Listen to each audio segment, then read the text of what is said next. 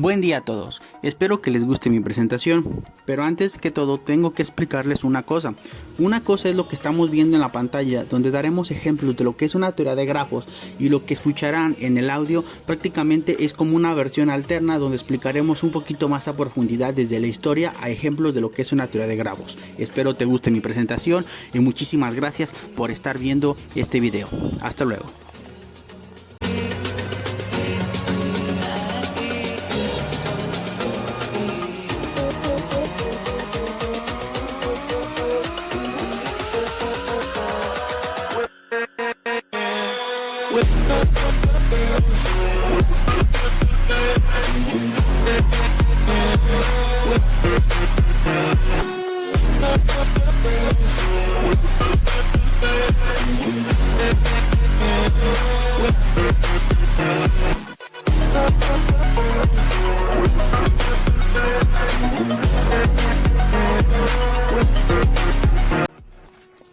En teoría de grafos, en matemáticas y ciencias de la computación, la teoría de grafos, también llamada teoría de las gráficas, estudia las propiedades de los grafos, también llamadas gráficas. Un grafo es un conjunto no vacío de objetos llamados vértices o nodos, y una selección de pares de vértices llamados aristas, edges en inglés, que pueden ser orientados o no. Típicamente un grafo se representa mediante una serie de puntos, los vértices conectados por líneas, los aristas.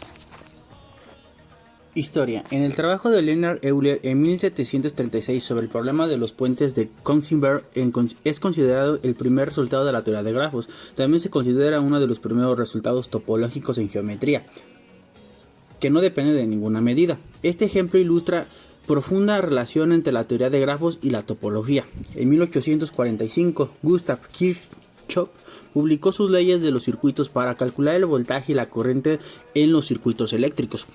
En 1852, Francis Hütter planteó el problema de los cuatro colores, que plantea que si es posible, utilizando solamente cuatro colores, colorear cualquier mapa de países de tal forma que dos países vecinos nunca tengan el mismo color. Este problema, que no fue resuelto hasta un siglo después por Kenneth Appel y Wolfgang Haken, puede ser considerado como el nacimiento de la teoría de grafos. Al tratar de resolverlo, los matemáticos definieron términos y conceptos teóricos fundamentales de los grafos. Hablando más de su estructura, la lista de incidencia, las aristas son representados con un vector de pares ordenados y el grafo es dirigido, donde cada par representa una de las aristas. Lista de adyacencia. Cada vértice tiene una lista de vértices, los cuales son adyacentes a él. Esto causa redundancia en un grafo y es dirigido, ya que A existe en la lista de adyacencia de B y viceversa. Pero las búsquedas son más rápidas, el costo de almacenamiento extra. En esta estructura de datos, la idea es asociar a cada vértice y del grafo una lista que contenga a todos aquellos vértices J que sean adyacentes a él. De esta forma solo reservará memoria para los arcos adyacentes a I y no para todos los posibles arcos que pudieran tener como origen I. El grafo, por tanto, se representa por medio de un vector de un componente. Si V es igual a N, donde cada componente va a ser una lista de adyacencia correspondiente a cada uno de los vértices del grafo.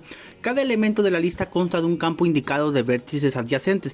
En caso de que el grafo sea etiquetado, habrá que añadir un segundo campo para mostrar el valor de la etiqueta.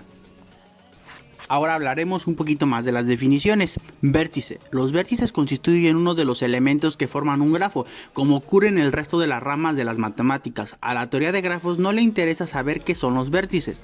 Diferentes situaciones en las que pueden identificarse objetos y relaciones que satisfagan la definición de un grafo pueden verse como grafos, así aplicar la teoría de grafos en ellos. Aunque el término grafo es más complicado, se los voy a explicar. Un grafo es una pareja de conjuntos. G es igual a B sobre A, donde B es el conjunto de vértices y A es el conjunto de aristas. El último es el conjunto de pares de la forma UV, tal que V son igual a V. Para simplificar, notaremos las aristas A y B como A y B. En teoría de grafos solo queda lo esencial del dibujo. La forma de los aristas no son relevantes, solo importa qué vértices estén unidas. La posición de los vértices tampoco importa y se pueden variar como obtener un dibujo más claro. Muchas redes de uso cotidiano pueden ser modeladas como un grafo: una red de carreteras que conecta ciudades, una red eléctrica o la red de drenaje de la ciudad. A todo esto puede ser un poco complicado, pero con ciertos ejemplos ya lo entenderemos mejor.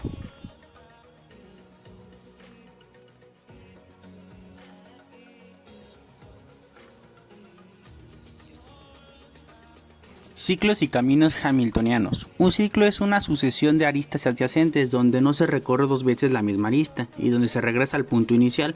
Un ciclo hamiltoniano tiene además de recorrer todos los vértices exactamente una vez, excepto el vértice del que parte al cual llega.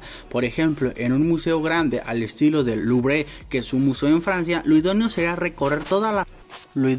recorrer todas las salas de una sola vez. Esto es buscar un ciclo hamiltoniano en el grafo que representa el museo.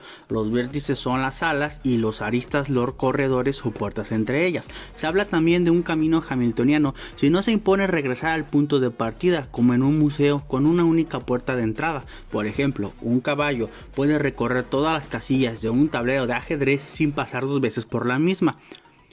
Es un camino hamiltoniano. Ejemplo de un ciclo hamiltoniano es el grafo del dodecaedro. O sea, prácticamente imaginemos un dodecaedro y eso sería un ejemplo. Hoy en día no se conocen métodos generales para hallar un ciclo hamiltoniano en tiempo polinómico, siendo la búsqueda por fuerza bruta de todos los posibles caminos u otros métodos excesivamente costosos. Existen, sin embargo, métodos para descartar la existencia de ciclos o caminos hamiltonianos en grafos pequeños. El problema de determinar la existencia de ciclos hamiltonianos entre el conjunto de los NP completos. En conclusión, un ciclo hamiltoniano podría ser, si tú vas a un lugar, imaginemos un tianguis, donde hay una entrada, muchos pasillos y tú los recorres todos, pero prácticamente tú sales por la salida, sin regresar o sin pasar más de una vez por cada uno de los pasillos o los lugares donde pasaste.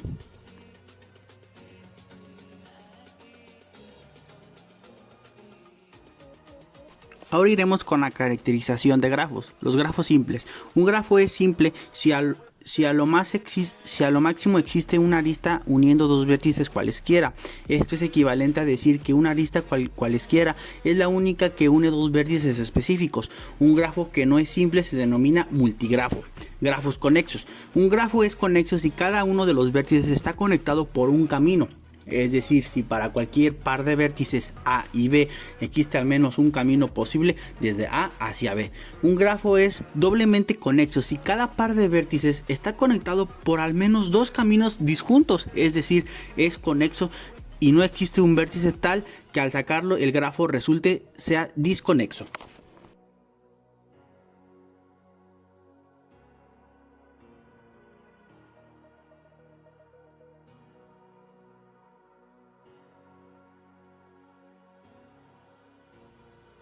Árboles. Un grafo que no tiene ciclos y que conecta todos los puntos se llama un árbol. En un grafo con n vértices, los árboles tienen exactamente n-1 aristas y hay n sobre n menos 2 árboles posibles. Algoritmos importantes. Algoritmo de búsqueda en anchura, BFS. Algoritmo de búsqueda en profundidad, DFS. Algoritmo de búsqueda A. Algoritmo del vecino más cercano. Ordenación de topología de un grafo. Algoritmo de cálculo de los componentes fuertemente conexos de un grafo. Algoritmo de Dijkstra. Algoritmo de Bellefort. Algoritmo de Prim. Algoritmo de Ford-Fulkerson. Algoritmo de Crucial. Algoritmo de Floyd-Warshall. A todo esto, sus aplicaciones, gracias a la teoría de grafos, se pueden resolver diversos problemas, como por ejemplo la síntesis de circuitos secuenciales, contadores o sistemas de apertura. Se utiliza para diferentes áreas, por ejemplo dibujo computacional en todas las áreas de ingeniería. Los grafos se utilizan también para modelar trayectos, como el de una línea de un autobús a través de calles de una ciudad, en el que podemos obtener caminos óptimos para el trayecto aplicando diversos algoritmos, como puede ser el algoritmo de Floyd. Para la administración de proyectos utilizamos técnicas como PERT, en las que se modelan los mismos utilizando grafos y optimizando los tiempos para concretar los mismos. Los grafos son importantes en el estudio de la biología y el hábitat. El vértice representa un hábitat y los aristas, los edges, como se dice en inglés, representan los senderos de los animales o las migraciones. Con esta información los científicos pueden entender cómo esto puede cambiar o afectar a las especies en su hábitat. Muchas gracias por haberme escuchado hasta el final. Hasta luego.